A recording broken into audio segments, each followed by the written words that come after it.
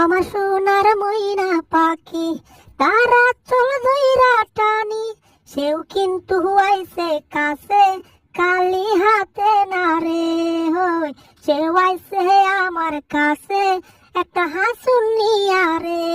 তখন কি আর আমি কাইছি হাসুনের কেদানি, ওরে হাসুনের কেদানি কাইয়া আমি পহলাইয়া আইছি।